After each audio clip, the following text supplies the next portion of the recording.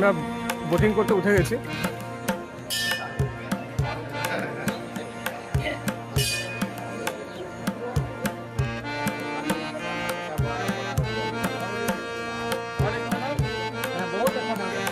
রাজ hotel, এই হোটেলেই আমরা এক রাতে ছিলাম।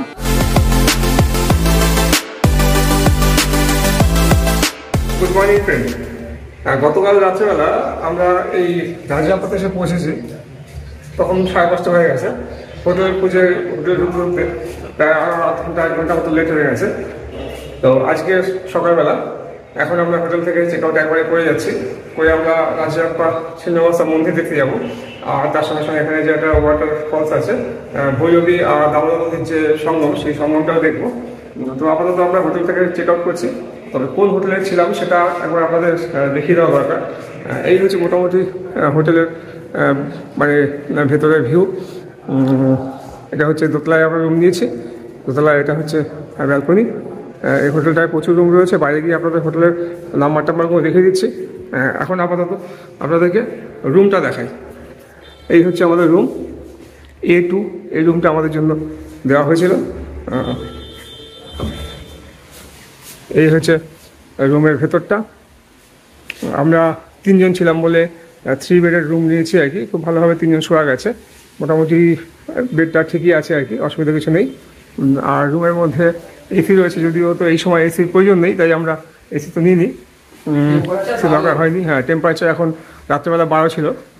আচ্ছা, ফ্যান লাইট সবই রয়েছে। এদিকে একটা LCD টিভি, এদিকে একটা ডেস্ক টাইপের করা রয়েছে, এখানে একটা বসার জায়গাও করা রয়েছে। এটা হচ্ছে একটা বসার জায়গা আর কি। একটা আয়না, ড্রেসিং টেবিলের আয়না, বড় আয়না। আর এদিকে একটা প্লাগ পয়েন্ট করা রয়েছে, চার্জিং পয়েন্ট, হ্যাঙ্গার রয়েছে। এবার বাথরুমটা দেখিয়ে দিই। বাথরুমে একটা ওয়াশ বেসিন, আর কমোড আছে, বালতি, মগ, কল, উপরে সারা রয়েছে, সামানদানি। তো মোটামুটি বাথরুমটা পরিষ্কার পরিচ্ছন্নই আছে। একটাই অভাব, বাথরুমে কোনো গিজার নেই, এইটাই একটা অভাব। তো আমরা ওই জন্য সকালবেলা এখন এখানে স্নান করিনি, স্নান না করে বেরিয়ে যাচ্ছি। হোটেলের চেক আউট টাইম হচ্ছে 7:30। আর এই হোটেলটার আমাদের প্রাইস নিয়েছে 1200 টাকা। 1500 টাকা বলেছিল, বার্গেনিং করে 1200 টাকা এসেছে। রাজরাপ্পার হোটেলের সংখ্যাটা একটু কম, তবুও মোটামুটি এই হোটেলটা চলনশীল। আমি আপনাদের বাইরে গিয়ে আপনাদের হোটেলটার নামটা আমি আপনাদের দেখিয়ে দিচ্ছি। তো এই ছিল মোটামুটি এই হোটেলের রিভিউ। তো আমরা এক রাতে ব্যবহার করছি, ফলত ঘরটা একটু আগোছালো হয়ে আছে, এটাকে ইগনোর করবেন। তো মোটামুটি এক রাতে থাকার জন্য যথেষ্ট, মোটামুটি পরিষ্কার পরিচ্ছন্নই আছে। তো বন্ধুরা, আপাতত হোটেল থেকে চেক আউট করি। চেক আউট করে আমরা এখন যাব ছিন্নমস্তা মন্দির দর্শন করতে, আর ভৈরবী আর দামোদর নদীর সঙ্গম দেখতে। এই হচ্ছে रिसेप्शन। होटल नाम होचे राज होटल। ये एड्रेस का क्या है, इसका एड्रेस ठिकाना क्या है? एड्रेस ये राजराप्पा ही है। রাজরাপ্পা রাজ হোটেল। এই হোটেলে আমরা ছিলাম। সামনে বেশ বড় খোলামেলা জায়গা রয়েছে, এখানে গাড়ি পার্ক করা যায়। শ্রী রাজ হোটেল।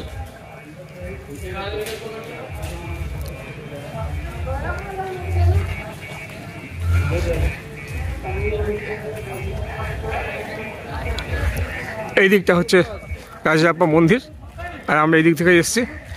তো যাওয়ার সময় দেখাচ্ছি, আর রাত্রেবেলা অন্ধকার ছিল বলে দেখাতে পারিনি, যাওয়ার সময় দেখছি এই গাড়ি।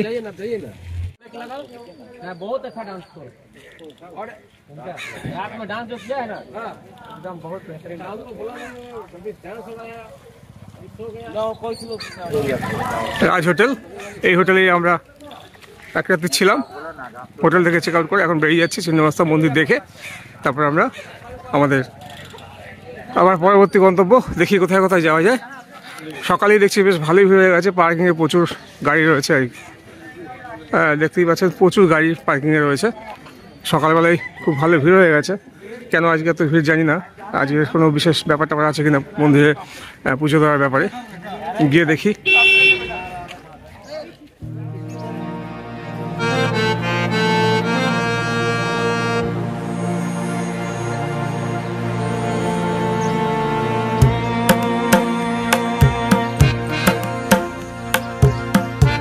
মূল মন্দিরের বাইরে এই বিশালাকার শিবলিঙ্গ একটা শিব মন্দির। প্রথমে এই জায়গায় আমরা দর্শন করে তারপর আমরা মূল মন্দিরে প্রবেশ করব।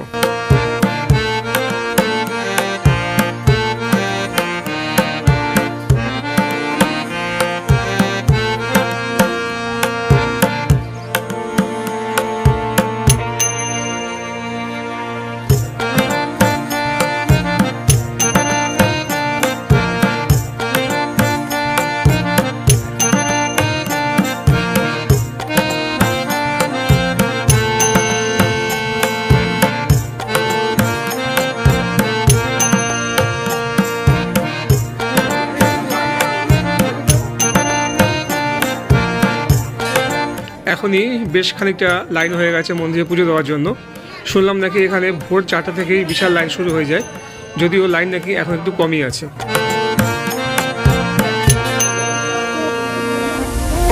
আপনারা যারা ছিন্নমস্তা মন্দিরে পুজো দেওয়ার জন্য আসবেন তাদের উদ্দেশ্যে বলি, মন্দিরের বাইরে অনেক পুজোর সামগ্রী বিক্রির দোকান আছে। সেখান থেকে আপনারা আপনাদের পছন্দ মতো ডালা কিনে সরাসরি মন্দিরে লাইন দিয়ে প্রবেশ করুন এবং মন্দিরের ভেতরে ঢুকে পুজো দিন।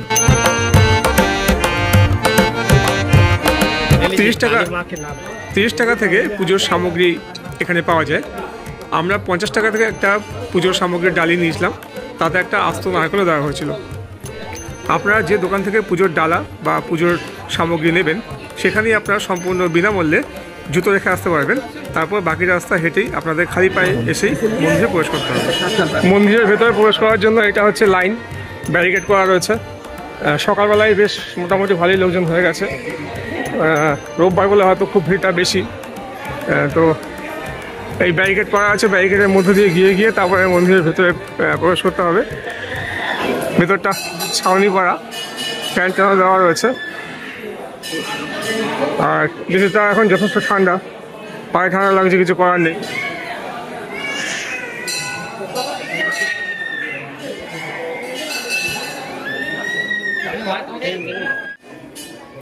মন্দিরের মধ্যে সব পাঠা নিয়ে যাচ্ছে, সম্ভবত বলি দেবে বলে আর কি, বলির পাঠা।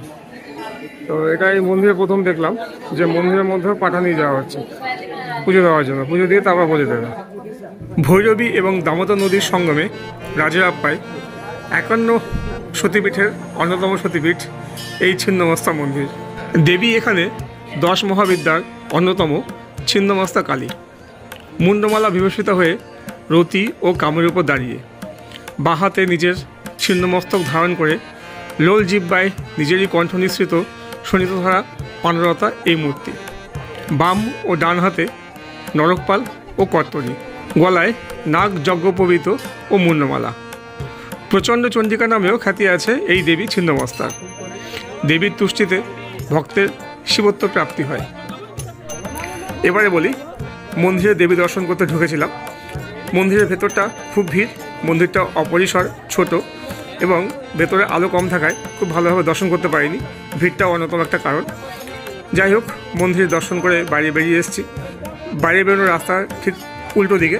তবে একটা বিষয় এই মন্দিরে খুব ভালো লাগলো যে এখানে কোনো পাণ্ডাদের উৎপাত বা কোনো জুলুমবাজি নেই। আপনারা নিজেদের ইচ্ছে মতন পুজো দিন, নিজেদের ইচ্ছে মতন পুজো সাঙ্গ করে বেরিয়ে আসেন। এখানে বলি হয়,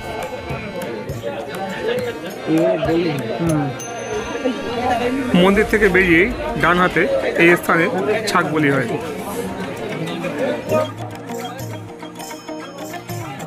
বাদিকে এই স্থানে ভক্তরা ডালায় করে যে নারকেল নিয়ে আসেন সেই নারকেল দেবীর উদ্দেশ্যে এখানে উৎসর্গ করেন।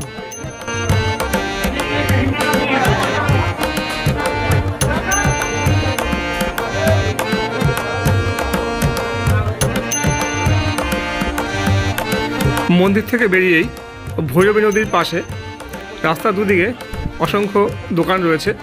সাধারণত বিভিন্ন টুরিস্ট স্পটে বা বিভিন্ন মন্দির নগরীতে যে ধরনের দোকান টোকান থাকে তেমনই এখানে আছে।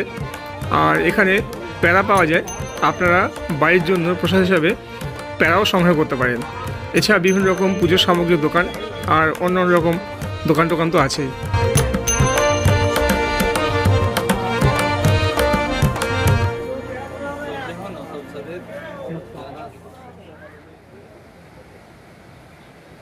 ভৈরবী নদী দুরন্তভাবে ঝাঁপিয়ে পড়েছে দামোদরের বুকে।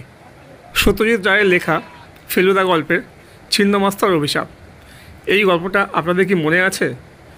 কোন ছোটোবেলায় সেই স্কুল জীবনে পড়েছিলাম, তখনই বেশ একটা রোমাঞ্চ অনুভব করেছিলাম। আর এই ভৈরবী আর দামোদর নদীর সঙ্গমেই পিকনিক করতে এসেছিলেন আমাদের প্রিয় ফেলুদা, তোপসে আর লালমোহন বাবু। গল্পের অন্যতম চরিত্র মহেশ চৌধুরী, তিনি কিন্তু এইখানেই কোনো একটা জায়গায় খুন হয়েছিলেন এবং সেই খুনের রহস্য কিনারা করেছিলেন আমাদের এই প্রিয় ফেলুদা। ছোটোবেলায় পড়া ছিন্নমস্তার অভিশাপে রাজাপ্পার যে সৌন্দর্যের বিবরণ ছিল খানিকটা, সেটা আজ এতদিন পরে চাক্ষুষ করতে এসে সত্যিই মুগ্ধ হয়ে গেল। নৌকো চলছে, চল তো দেখি নৌকোতে হয় নাকি। এই সামনে নিয়ে আসবে নৌকোতে করে না, 50 টাকা করে মনে হয় নেয় ওই বোটিংয়ে। এখান থেকে আপনারা বোটিং করতে পারেন, আমরাও যাচ্ছি। বোটিং করা যায় কিনা দেখি, কত কি নেয় দেখি, যদি সম্ভব হয় তাহলে আমরা বোটিং করব।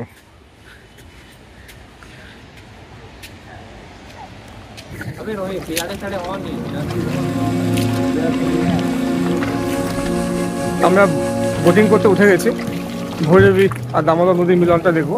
আমরা এখন এই যে নদীটায় করে বোটিং করছি, এটা হচ্ছে দামোদর নদী। দুপাশের প্রকৃতিটা খানিকটা সেই মার্বেল রক টাইপের মতো ফিলিংস আর কি। দুদিকে পাথর, মানে পাহাড় ছোটোখাটো ভাঙা, আর তার মধ্যে এই দামোদর নদী। দামোদর নদী এসেছে ওই পাঁচটা, ওইখান থেকে এসেছে দামোদর নদী উৎপত্তি হয়েছে। তো এই আমাদের বোট চালক, লাইফ জ্যাকেটও আছে। লাইফ জ্যাকেট আমরা পরিনি, অসুবিধা নেই কিছু। কিন্তু ভিউটা দেখুন, অসাধারণ ভিউ।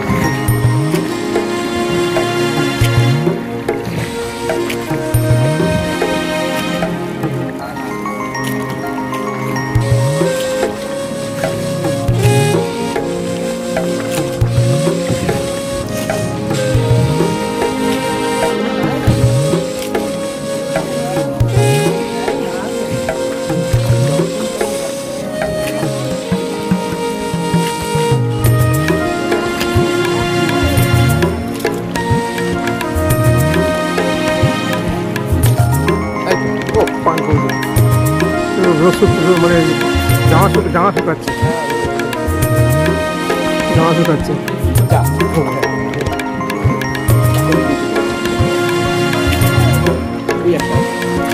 পছন্দ। এই জায়গাটা না হলে মিস হয়ে যেত রাজা পাথর। হ্যাঁ,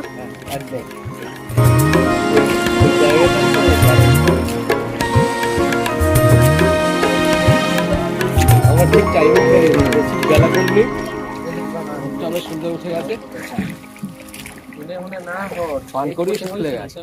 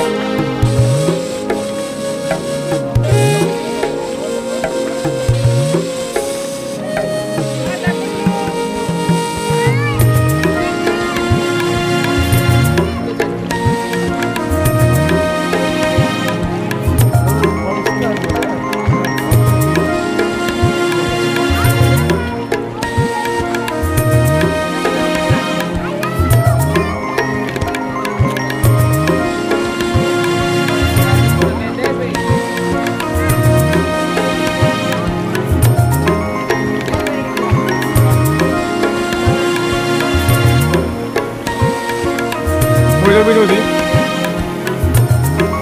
লাফিয়ে পড়েছে দামোদরের সঙ্গে। ভৈরবী আর দামোদরের সঙ্গম, ভৈরবী আর দামোদরের মিলন।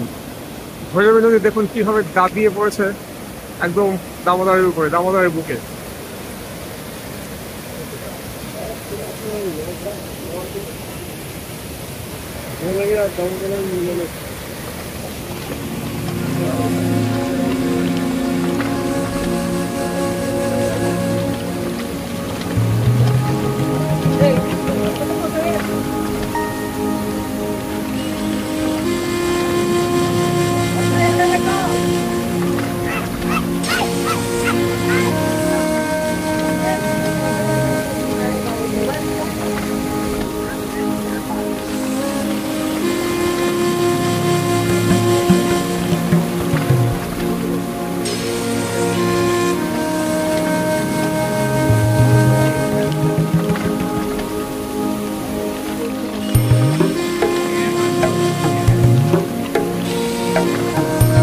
রাজরাপায় বেড়াতে এসে আপনারা যদি এই দামোদরের বোটিংটা মিস করেন তাহলে সাংঘাতিক কিছু একটা মিস করে যাবেন।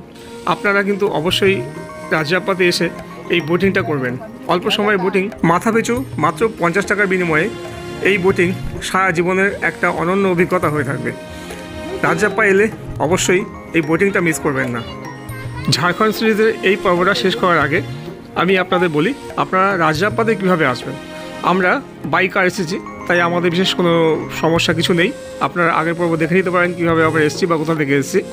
তবে আপনারা যদি ট্রেনে আসেন তাহলে আপনাদের রাঁচি অথবা হাজারিবাগ থেকে এখানে আসতে হবে। বোকারো থেকে এখানে আসতে পারেন। Rajrappa nearest railway station Ramgarh cantonment. আপনারা রামগড় ক্যান্টনমেন্ট হয়েও এখানে আসতে পারেন। দূরত্ব 28 কিলোমিটার। আপাতত এই পর্ব এখানেই শেষ করছি। ভিডিওটা কেমন লাগলো কমেন্ট করে জানাতে ভুলবেন না। আর যদি ভিডিওটা ভালো লেগে থাকে তবে অবশ্যই ভিডিওটা একটা লাইক, শেয়ার এবং চ্যানেল সাবস্ক্রাইব করতে ভুলবেন না। পরের পর্বে থাকছে হুড্রু ফলস, জোনা ফলস, সীতাব ফলস, গেটালসুর ড্যাম এবং সুন্দরী পাত্রাতু ভ্যালি। খুব শীঘ্রই আসছি পরের পর্ব নিয়ে। ততক্ষণ ভালো থাকুন এবং সুস্থ থাকুন। ভিডিওটা পুরো দেখার জন্য অনেক ধন্যবাদ।